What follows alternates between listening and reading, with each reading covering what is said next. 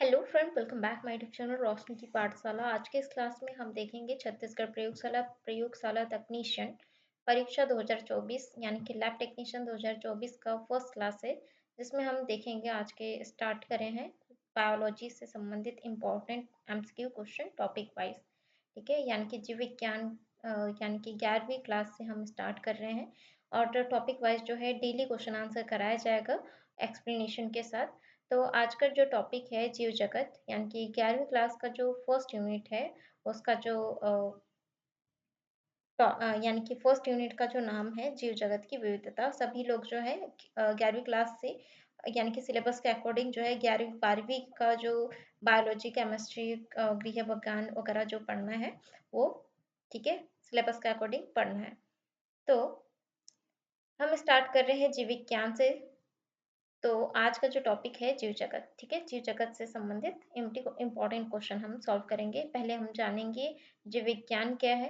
ठीक है, काफी बेसिक से हम स्टार्ट करेंगे और साथ ही आपको जो है, अगर आपको चाहिए नोट्स, यानी कि इस क्लास का जो नोट्स चाहिए रिवीजन के लिए, तो आप कमेंट बॉक्स में बोल सकते हैं और टेलीग्राम ग्रुप ज्वाइन कर सकते हैं। टेलीग्राम ग्रुप में आपको नोट्स जो है प्रोवाइड किया जाएगा। तो सबसे पहले हम जान लेते हैं, थोड़ा सा रफली नोट्स बनाया है मैंने, तो उसको देख लेते हैं कि बायोलॉजी के बारे में। ठीक है, बायोलॉजी जो है तो यानी कि क्लास 11th से फर्स्ट यूनिट है जीव जगत की विविधता। ठीक है, जीव जगत के बारे में हम देखेंगे, फर्स्ट चैप्टर है। तो पहले हम जान लेते हैं जीव विज्ञान के बारे में। जीव विज्ञान जो है इसको इंग्लिश में कहा जाता है बायोलॉजी। बायोलॉजी जो है दो शब्द से मिलकर बना है, सभी को पता होगा। एक बार हम रिवाइज कर लेते हैं। ठीक है, इससे भी क्वेश्चन पूछे जा सकते हैं। तो बायोलॉजी जो है दो शब्द से मिलकर बना है, ग्रीक शब्द से, बायोस और लोगोस। ठीक है, और बायोस का मतलब होता है लाइफ यानी कि जीवन, और लोगोस का मतलब है स्टडी ऑफ यानी कि अध्ययन करना। यानी कि ये जीवों का जो है अध्ययन करना, वो क्या कहलाता है? बायोलॉजी कहलाता है। या सजीवों का अध्ययन क्या कहलाता है? बायोलॉजी कहलाता है। सर्वप्रथम बायोलॉजी शब्द का जो प्रयोग है, किसने किया था? लेमार्क और ट्रीवेरेशन ने किया था। कब किया था? 1802 ईस्वी में किया था। एक जो है बार बार क्वेश्चन पूछा जाता है। ठीक है, इम्पोर्टेंट है, नोट डाउन जरूर कीजिएगा। और बायोलॉजी के जनक यानी कि जीव विज्ञान के जनक या फादर ऑफ बायोलॉजी किसे कहा जाता है? अरस्तु को कहा जाता है। ये भी आप नोट डाउन कीजिएगा। उसके बाद हम देखते हैं बायोलॉजी की शाखाएं। बायोलॉजी की दो शाखाएं हैं, जंतु विज्ञान और वनस्पति विज्ञान। ठीक है, जंतु विज्ञान जिसमें हम जंतुओं के बारे में स्टडी करते हैं या अध्ययन करते हैं। वनस्पति विज्ञान के बारे में आप सभी को पता होगा, वनस्पति विज्ञान वे होते हैं जिसमें पौधों के बारे में, प्लांट्स की स्टडी की जाती है। ठीक है, और बायोलॉजी, फादर ऑफ बायोलॉजी या फादर ऑफ जंतु विज्ञान। ठीक है, यानी कि जीव विज्ञान और जंतु विज्ञान के जनक कौन है? अरस्तु हैं। ठीक है, और वनस्पति विज्ञान के जनक कौन है? थियाफ्रेस्टस हैं। ठीक है, थियाफ्रेस्टस हैं, ये आपको नोट डाउन करना है। बायोलॉजी और जंतु विज्ञान के जनक कौन है? अरस्तु। वनस्पति विज्ञान के जनक है थियाफ्रेस्टस। ठीक है, ये आपको नोट डाउन जरूर करना है। अब हम बात करते हैं, यानी कि 11वीं क्लास के जो सिलेबस में है फर्स्ट टॉपिक दिया हुआ है सजीव क्या है। ठीक है, यहाँ पे सजीव क्या है वहां पे दिया हुआ है। तो सजीव के बारे में आपको पता होगा, सजीव क्या है? सजीव क्या होते हैं फ्रेंड? वे होते हैं जो जिनमें जीव है। ठीक है, जिनमें जान होती है, वे क्या होते हैं? सजीव होते हैं, सभी को पता होगा। ठीक है, सजीव और निर्जीव में आपको अंतर पता होगा। यानी कि क्या होते हैं सजीव? सजीव क्या होते हैं? जो जनन कर सकते हैं और जिनकी वृद्धि हो सकती है। वृद्धि तो वैसे निर्जीव भी करते हैं, तरीका अलग होता है। जीवों में जो है कोशिका का विभाजन होने की वजह से सजीवों में क्या होती है? वृद्धि होती है, लेकिन निर्जीवों का थोड़े अलग तरीके से वृद्धि होती है। ठीक है, और प्रजनन क्षमता भी होती है सजीवों में, साथ और निर्जीवों में जो है प्रजनन क्षमता जो है नहीं होती है। ठीक है, उत्तेजनशीलता होती है सजीवों में, और इसमें नहीं होती है। ठीक है, ये आपको नोट डाउन जरूर करना है। इजी है टॉपिक। ठीक है, थोड़ा सा आपको रिवाइज हो रहा होगा। और मुख्य अंतर क्या है फ्रेंड, सजीव और निर्जीव में? मुख्य अंतर है कोशिका। ठीक है, हमारा जो शरीर है छोटी छोटी कोशिकाओं से मिलकर बनी है, यानी कि कोशिका से मिलकर बनी है। हमारा जो बॉडी है, ठीक है, आपका बॉडी, हमारा बॉडी, जितने भी सजीव हैं वो कोशिका से मिलकर बनी हुई है। ठीक है, लेकिन निर्जीव जो है, जैसे कि पेन है, टेबल है, ये कोशिकाओं से नहीं मतलब कि नहीं बनी हुई है। ठीक है, और कोशिका जो है यानी कि मौलिक इकाई क्या है, या फिर संरचनात्मक और क्रियात्मक इकाई क्या है, ऐसे क्वेश्चन पूछा जाता है। तो मौलिक इकाई और संरचनात्मक और क्रियात्मक इकाई जो है क्या है, कोशिका है। हमारा संरचना भी बनाता है और कोशिका में कई क्रियाएं होती है। हमारे शरीर में जितने भी क्रियाएं होती है वो कोशिकाओं के अंदर ही हो रही है। इसीलिए जो है संरचनात्मक और क्रियात्मक इकाई क्या है, कोशिका है। ये क्वेश्चन जो है कई बार पूछा गया है, मौलिक इकाई क्या है और संरचनात्मक इकाई या क्रियात्मक इकाई क्या है, कौन सा है। ठीक है, तो हमारा जो है कोशिका है। ठीक है, ये आपको याद रखना है। और क्वेश्चन ये भी पूछा जाता है कि ब्रह्मांड में या फिर सबसे बड़ा कोशिका कौन सा है। ठीक है, सबसे बड़ी कोशिका कौन सा है, शुतुरमुर्ग का अंडा है। और सबसे छोटी कोशिका कौन सी है, माइकोप्लाज्मा है। ठीक है, ये आपको याद रखना है। और कोशिका की खोज है जो है किसने की थी, रॉबर्ट हुक ने की थी। कब की थी, 1665 में की थी। ठीक है, 1665 में कोशिका की खोज किसने की थी, रॉबर्ट हुक ने की थी। ये भी आप नोट डाउन जरूर कीजिएगा।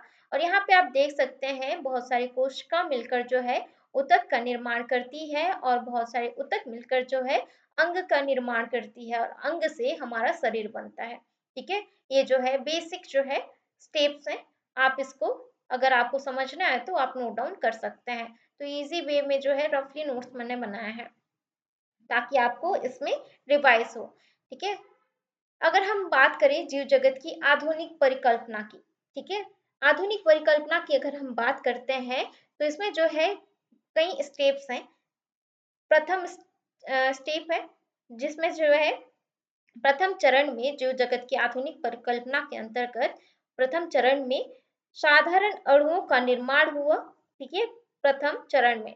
द्वितीय चरण में अगर हम बात करें तो द्वितीय चरण में कार्बनिक अणुओं का निर्माण हुआ, यानी कि कार्बन युक्त यौगिकों का निर्माण हुआ। और उसके बाद है तृतीय चरण। तृतीय चरण में जटिल कार्बन यौगिकों का निर्माण हुआ, फॉर एग्जाम्पल पॉलीसेक्राइड। और उसके बाद है चतुर्थ चरण। ठीक है, चतुर्थ चरण में जो है क्या हुआ, अत्यंत सुपर अणु, जिसको जो है न्यूक्लिक एसिड को कहा जाता है, सुपर अणु। या फिर सुपर अणु किसे कहा जाता है, ऐसे क्वेश्चन पूछा जाए तो न्यूक्लिक एसिड को कहा जाता है, न्यूक्लिक एसिड को कहा जाता है। ठीक है, न्यूक्लिक एसिड्स का निर्माण हुआ कब, चतुर्थ चरण में। और उसके बाद है पांचवा चरण। पांचवा चरण में क्या हुआ, पांचवा चरण में हुआ कोशिका का निर्माण। ठीक है, और कोशिका के निर्माण के बाद जो है जीवन की उत्पत्ति हुई। ठीक है, अब हम सॉल्व करते हैं एमसीक्यू क्वेश्चन। आशा करती हूँ आपको जो है स्टेप बाय स्टेप आसानी से समझ में आया होगा। फ्रेंड, समझ आ रहा है तो प्लीज़ वीडियो को ज़रूर लाइक कीजिए ताकि मुझे मोटिवेशन मिले, ताकि ऐसा लगे कि मैं सही वे में जा रही हूँ, आपको समझ आ रहा है। पढ़ाने का तरीका कैसा है ये भी आप कमेंट कीजिए। अगर कुछ सजेशन देना हो तो वो भी कमेंट करके बोल सकते हैं। तो अब हम एमसीक्यू क्वेश्चन सॉल्व करते हैं। वीडियो को ज़रूर लाइक की शेयर ज़रूर कीजिएगा, जो एग्जाम की तैयारी कर रहे हैं उनके लिए भी काफ़ी हेल्पफुल हो। तो पहला क्वेश्चन हम देख लेते हैं फ्रेंड। विज्ञान की उस शाखा को क्या कहते हैं जो जीवन और सजियों से संबंधित अध्ययन करता है। तो क्या कहा जाता है, यानी कि जीवन और सजियों से संबंधित अध्ययन करता है, किसे क्या कहा जाएगा, बायोलॉजी कहा जाएगा, जीव विज्ञान। ठीक है, जीव विज्ञान के अंतर्गत जो है जीवन और सजियों का अध्ययन किया जाता है। और इसके जनक कौन है, अरस्तु हैं। ठीक है, नेक्स्ट है शब्द बायोलॉजी किसने दिया था। तो बायोलॉजी शब्द जो है किसने दिया था फ्रेंड? तो इसका राइट आंसर हो जाएगा, अभी मैंने बताया था, लेमार्क और ट्रिवेरसन ट्रिवेरसन ने दिया था, ठीक है। तो इसका राइट आंसर हो जाएगा बी सी दोनों। नेक्स्ट क्वेश्चन है, जीव विज्ञान का जनक किसे कहा जाता है? तो जीव विज्ञान का जनक किसे कहा जाता है? अरस्तु को कहा जाता है, ठीक है। नेक्स्ट क्वेश्चन है, जंतु विज्ञान का जनक किसे कहा जाता है? तो अभी मैंने बताया था, जंतु विज्ञान और जीव विज्ञान के जनक किसे कहा जाता है? अरस्तु को। वनस्पति विज्ञान का जनक किसे कहा जाता है? तो वनस्पति विज्ञान का जनक जो है थियोफ्रास्टस को कहा जाता है। 20वीं शताब्दी का डार्विन किसे कहा गया है? तो 20वीं शताब्दी का डार्विन किसे कहा गया है? तो इसका राइट आंसर हो जाएगा एस्ट्रोमेयर को कहा गया है। और हिस्टोरिया प्लांटेरम, तो हिस्टोरिया प्लांटेरम, ठीक है। यहाँ पे जो है प्लांट शब्द आ रहा है और हिस्टोरिया, ठीक है। तो इससे जो है आपको समझ आता है, यानी कि वनस्पति विज्ञान के जनक कौन है। प्लांट से जो है आपको समझ आना चाहिए, वनस्पति से संबंधित है, हिस्टोरिया प्लांटेरम, ठीक है, नामक पुस्तक जो है किसके द्वारा लिखी गई है? तो इसका राइट आंसर हो जाएगा थियोफ्रास्टस, ठीक है, यानी कि द फादर ऑफ बॉटनी, ठीक है। तो ये कौन है? थियोफ्रास्टस, ठीक है। तो ये आपको याद रखना है, हिस्टोरिया प्लांटेरम नामक जो पुस्तक है किसके द्वारा लिखी गई है? थियोफ्रास्टस, ठीक है, थियोफ्रास्टस द्वारा लिखी गई है। और हिस्टोरिया एनिमेलियम, ठीक है, हिस्टोरिया एल्यूमिनियम अगर आए, ठीक है, एनिमेलियम अगर आए तो कौन आएगा? अरस्तु, ठीक है, अरस्तु द्वारा जो है, यानी कि फादर ऑफ बायोलॉजी द्वारा जो है लिखा गया है हिस्टोरिया एनिमेलियम, ठीक है। नेक्स्ट हम देख लेते हैं हिस्टोरिया एनिमेलियम, यहाँ पे दिया भी गया है, नामक पुस्तक जो है किसके द्वारा लिखी गई है? तो इसका राइट आंसर हो जाएगा अरस्तु द्वारा। नेक्स्ट है, निम्नलिखित में से कौन सा एक जीवों का एक लक्षण नहीं है? तो जीवों का लक्षण कौन सा नहीं है? तो इसका राइट आंसर हो जाएगा, जीवों का लक्षण जो है, देखिएगा, वृद्धि करते हैं, जनन भी करते हैं और मेटाबॉलिज्म भी होते हैं, यानी कि मेटाबॉलिक पाथवेज जो है हम में चलती है, सेल्स में चलती है। तो ये सारी चीजें जो हैं, सारे लक्षण जो है जीवों में होती है, ठीक है। तो इनमें से कोई नहीं इसका आंसर होगा, ठीक है। तो फ्रेंड देखिएगा, सजीवों और प्राणियों के जो लक्षण होते हैं क्या क्या होते हैं? ग्रोथ करना, रिप्रोडक्शन करना यानी कि प्रजनन करना, और कोशिकीय संगठन यानी कि सेल्युलर ऑर्गेनाइजेशन, और मेटाबॉलिज्म यानी कि उपापचय, और कॉन्सेंसेंस यानी कि चेतना, ठीक है। तो इसमें से जो है जितने मैंने बताया, तो उसमें से जो है ग्रोथ और रिप्रोडक्शन, ठीक है, यानी कि वृद्धि और जनन जो है नॉन डिफाइनिंग फीचर्स में आते हैं, यानी कि नॉन डिफाइनिंग फीचर्स बोले तो देखिएगा, ये जो है वृद्धि निर्जीव भी करता है और जनन निर्जीव भी, यानी कि जनन जो है सजीव भी, कोई सजीव जो है करते हैं और कोई सजीव नहीं भी करते हैं। फॉर एग्जाम्पल आप देख सकते हैं कि खच्चर, ठीक है, खच्चर जो है वो कभी जनन नहीं करता है, ठीक है। तो ये जो है नॉन डिफाइनिंग फीचर्स में आते हैं। नॉन डिफाइनिंग फीचर्स निम्नलिखित में से कौन सा है? ऐसे क्वेश्चन पूछा जा सकता है, ठीक है। नॉन डिफाइनिंग फीचर्स जो है सजीवों में कौन सा है? तो ग्रोथ और रिप्रोडक्शन है, ठीक है। तो ग्रोथ जो है निर्जीव भी करता है, जैसे कि पत्थर है ये, ठीक है, ये क्या है? पत्थर है। तो कुछ साल बाद जो है छोटा सा पत्थर रखा हुआ है, ठीक है, छोटा सा, यहाँ पे छोटा सा पत्थर देख सकते हैं, और बहुत सारे जो है कुछ साल बाद आप देखेंगे तो क्या होगा, यहाँ पे जो है कई सारी धूल मिट्टी जो है जमा होके इकट्ठा हो जाते हैं, ठीक है। तो आप वो कभी देखे भी होंगे, तो वो क्या हो जाते हैं? बड़े हो जाते हैं। तरीका अलग होता है लेकिन निर्जीव भी ग्रोथ करते हैं, ठीक है। तो इसी वजह से जो है वो बड़े हो जाएंगे, तो ये भी जो है निर्जीव भी हो क्या करते हैं? वो ग्रोथ करते हैं, ठीक है, ये आपको याद रखना है। और जनन इसलिए नॉन डिफाइनिंग फीचर्स है क्योंकि कुछ सजीव जो हैं वे क्या करते हैं, जनन नहीं कर पाते हैं, तो इसीलिए जो है नॉन डिफाइनिंग फीचर्स में आते हैं। कौन-कौन से? वृद्धि और जनन। ये दोनों चीज़ जो है आपको याद रखना है, ये एग्ज़ाम में पूछे जाते हैं, नॉन डिफाइनिंग फीचर्स कौन से हैं। आशा करती हूँ आपको समझ आ रहा है। नेक्स्ट हम देख लेते हैं निम्नलिखित में किस 2 को वृद्धि के द्वियुग्मी लक्षण कहा जाता है? तो ट्विन कैरेक्टर्स जो है किसे कहा जाता है? तो इसका राइट आंसर हो जाएगा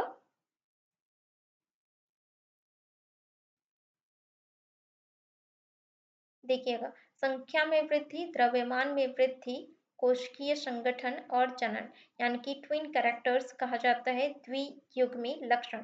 तो इसका राइट आंसर हो जाएगा संख्या में वृद्धि और द्रव्यमान में वृद्धि। तो इसका राइट आंसर हो जाएगा ऑप्शन ए और बी दोनों। ठीक है।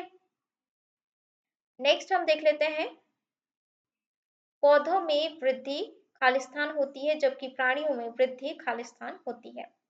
तो पौधों में और प्राणियों में वृद्धि यानी कि वृद्धि जो है कैसे होती है? तो इसका राइट आंसर हो जाएगा जीवन प्रयत्न कुछ आयु तक होती है। नेक्स्ट हम देख लेते हैं सही कथन को चुनिए।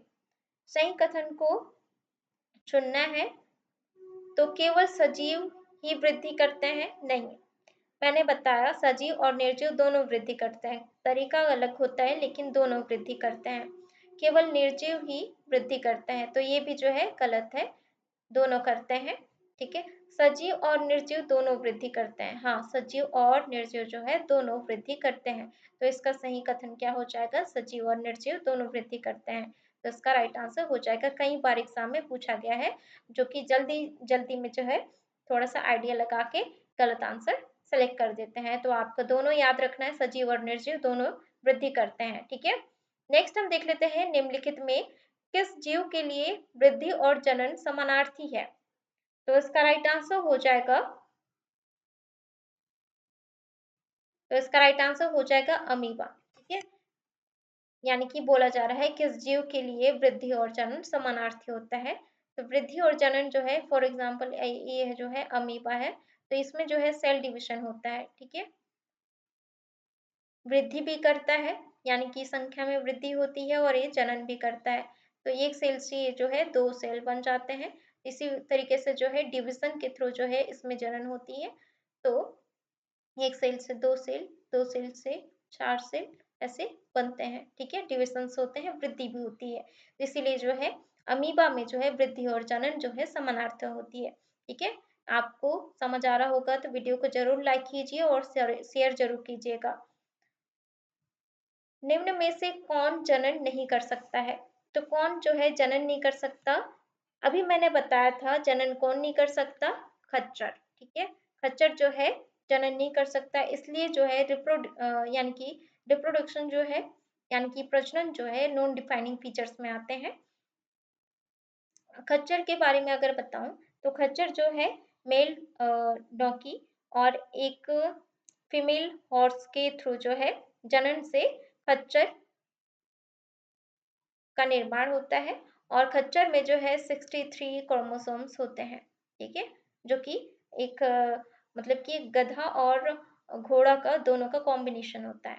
नेक्स्ट हम देख लेते हैं सजीवों के शरीर में होने वाली सभी रासायनिक अभिक्रियाओं को क्या कहते हैं? तो उसको कहा जाता है उपापचयी अभिक्रिया, यानी कि मेटाबॉलिक रिएक्शन कहा जाता है। नेक्स्ट हम देख लेते हैं निम्नलिखित में से कौन जीवों को परिभाषित करने वाली अभिलक्षण नहीं है? तो जीवों को परिभाषित करने वाली अभिलक्षण कौन सी नहीं है? तो इसका राइट आंसर हो जाएगा ग्रोथ। ठीक है, यानी कि उपापचयी अभिक्रिया ये जो है जीव को जीव का लक्षण है और कोशिकीय संगठन सेल्यूलर ऑर्गेनाइजेशन जो है जीवों को परिभाषित करने वाला लक्षण है। चेतना भी है, लेकिन ग्रोथ जो है दोनों में होती है, जैसे कि मैंने बताया निर्जीव और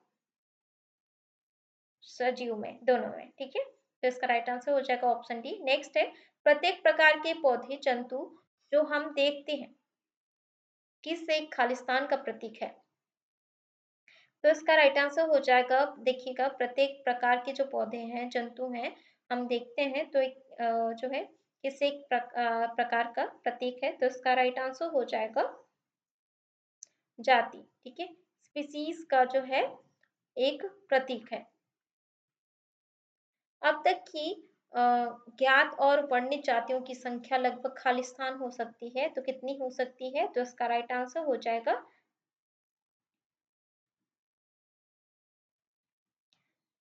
17 से 18 लाख के बीच हो सकती है। नेक्स्ट है, प्रत्येक जीव का एक मानक नाम होता है जिसे वह उसी नाम से सारे विश्व में जाना जाता है। इस प्रक्रिया को कहते हैं, इस प्रक्रिया को क्या कहा जाता है? तो इसका राइट आंसर हो जाएगा नॉमेनक्लेचर, यानी कि नाम पद्धति। फॉर एग्जाम्पल आप ऑनियन को देख सकते हैं। ऑनियन को जो है और इसका नाम जो है प्याज है। ठीक है, प्याज है और कांदा भी बोला जाता है, और क्या कहा जाता है? ऑनियन कहा जाता है। ठीक है, जिसको जो है प्रत्येक जीव जो है एक मानक नाम बोल सकते हैं, यानी कि ऑनियन और प्याज के नाम से जो है और कांदा के नाम से जाना जाता है। ठीक है, नेक्स्ट हम देख लेते हैं द्विनाम पद्धति प्रणाली को किसने दिया?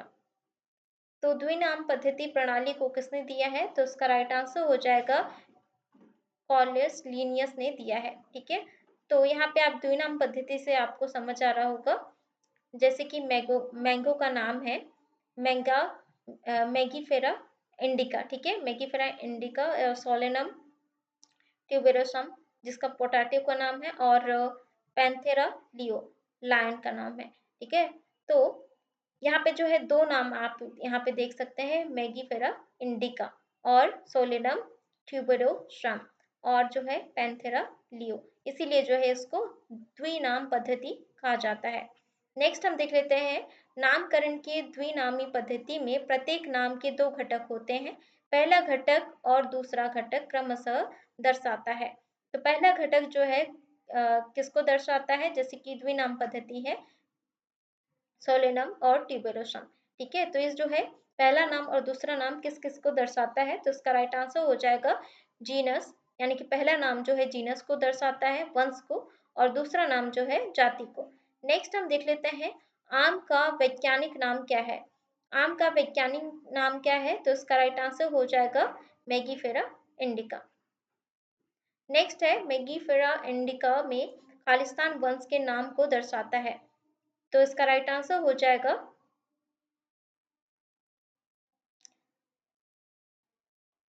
मेगीफेरा। ठीक है, मेगीफेरा इंडिका में जो है मेगीफेरा वंश के नाम को दर्शाता है।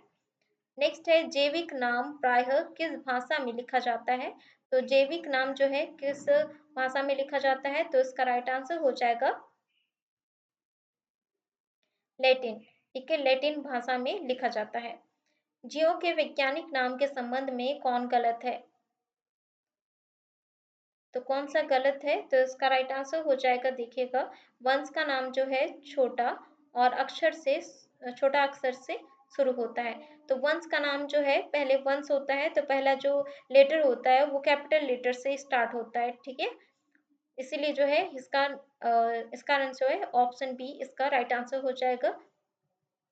इसमें बोला गया यानी कि वैज्ञानिक नाम के संबंध में कौन सा गलत है। तो इसमें देख सकते हैं वंश का नाम बड़ा अक्षर से शुरू होता है, हाँ बड़ा अक्षर से शुरू होता है, और जाति का नाम जो है छोटा अक्षर से शुरू होता है, छोटा अक्षर से शुरू होता है, और इसे तिरछे अक्षर में टाइप किया जाता है, यानी कि इटैलिक लेटर में टाइप किया जाता है, तो ये भी सही है। लेकिन वंश का नाम जो है छोटा अक्षर में शुरू नहीं होता है। निम्न में से कौन आम के जैविक नाम को सही सही निरूपित है? तो कौन सा है जो आम का जो वैज्ञानिक नाम है उसको सही से निरूपित किया गया है?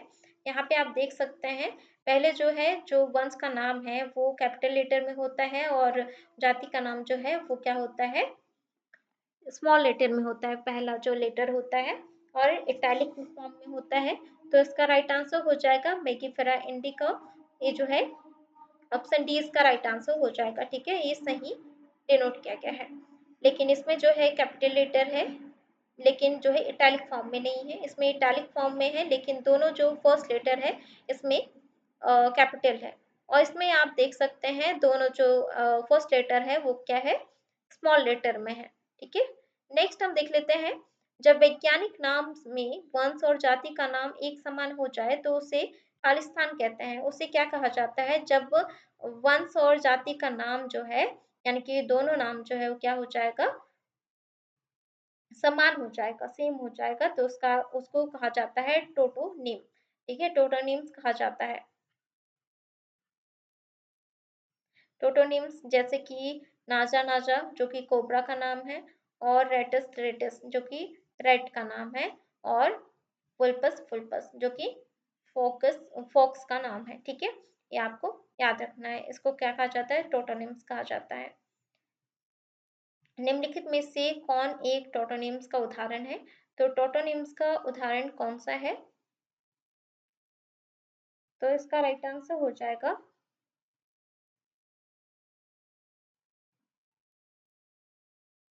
टोटोनिम्स का उदाहरण पूछा गया है तो नहीं है, सॉरी, इसमें टोटोनिम्स का उदाहरण कौन सा नहीं है पूछा गया है। तो नाजा नाजा है, रेटस रेटस है और वुल्पस वुल्पस है। तो इसका राइट आंसर हो जाएगा राना टिग्राना। ठीक है, नेक्स्ट हम देख लेते हैं प्रूनस डोल्सी एक उदाहरण है।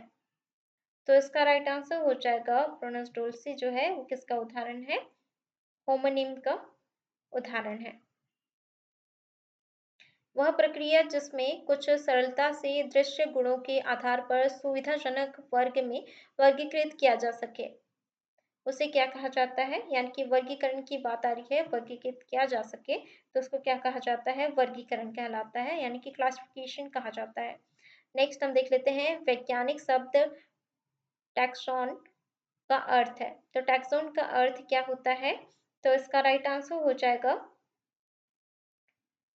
वर्ग या कैटेगरी। ठीक है, नेक्स्ट है जीव विज्ञान की वह शाखा जिसके अंतर्गत सजीवों को उनकी समानताओं और असमानताओं के आधार पर वर्गीकृत किया जाता है वो वह क्या कहलाता है? तो क्या कहलाएगा? तो इसका राइट आंसर हो जाएगा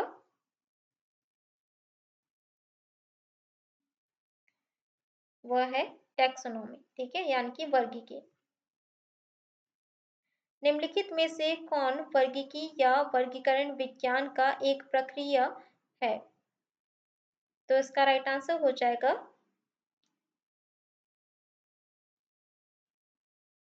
यहाँ पे देख सकते हैं आइडेंटिफिकेशन, क्लासिफिकेशन और नोमेनक्लेचर। ठीक है, तो स्टेप्स हैं ये। तो इसका राइट आंसर हो जाएगा इनमें से सभी। वर्गीकी या वर्गीकरण निम्न में यानी कि वर्गीकरण विज्ञान का जनक किसे कहा जाता है? तो किसे कहा जाता है? कैरोलस लीनियस को कहा जाता है। जीव विज्ञान के उस शाखा को क्या कहते हैं जिसमें वर्गीकी और जीवों के बीच विकासीय संबंध के बारे में अध्ययन किया जाता है? तो उसको कहा जाता है, क्या कहा जाता है? टैक्सोन कहा जाता है। ठीक है, सिस्टमैटिक शब्द लैटिन भाषा के खालिस्तान से उत्पन्न हुआ है। तो किससे उत्पन्न हुआ है? तो इसका राइट आंसर हो जाएगा सिस्टेमा से। ठीक है, तो ये थे कुछ इंपॉर्टेंट क्वेश्चन आंसर जीव जगत से संबंधित। आज का सेशन कैसा लगा कमेंट करके जरूर बताएं। ऐसे ही डेली जो है टॉपिक वाइज क्वेश्चन आंसर को सॉल्व करने के लिए क्लासेस लेने के लिए फ्री क्लासेस है, तो जरूर जो है आपको इससे क्वेश्चन देखने को मिलेंगे एग्जाम में। ठीक है, सारे क्वेश्चन जो है इम्पोर्टेंट क्वेश्चन कराए जा रहे हैं और PYQs भी कराए जाएंगे। तो जल्दी से जो है अगर आप मेरे चैनल में नए आए हैं तो चैनल को जरूर सब्सक्राइब करिए, साथ ही बेल आइकन को प्रेस कीजिए ताकि आने वाली वीडियो का नोटिफिकेशन आपको मिले और ज़्यादा से ज़्यादा शेयर कीजिए और वीडियो को जरूर लाइक कीजिए और कमेंट करके बताएं आज का क्लास कैसा लगा।